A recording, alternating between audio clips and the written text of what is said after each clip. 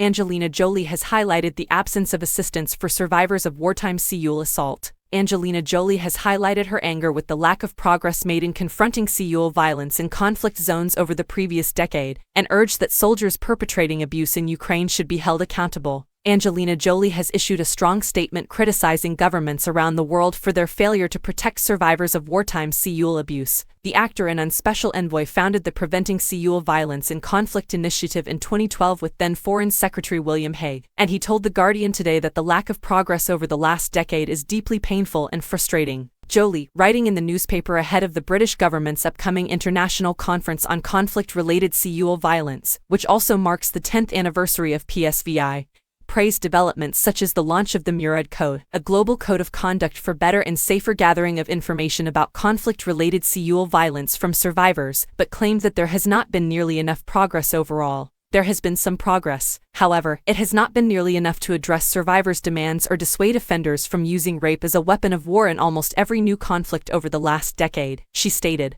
Despite nations' vows, we have not seen major, long-term action at the global level. This is extremely painful and frustrating. Jolie stated that she has time and again witnessed inaction on how to implement the promises that governments make about combating Seoul violence, owing to economic and political interests being put first, prioritizing some conflicts over others, and the fact that many governments have downgraded their efforts to combat it. We meet and discuss these horrors and agree that they should never be allowed to happen again, she said in a statement. We promise to draw and hold that line. However, when it comes to making difficult decisions about how to carry out these commitments, we repeatedly encounter the same issues. We see some Security Council members abusing their veto authority, as in the case of Syria. We find that economic and political interests take precedence over other disputes, and we face a lack of political will, which means that countries have recently reduced the importance of measures to combat war zone Seoul abuse, despite the direct link to world peace and security.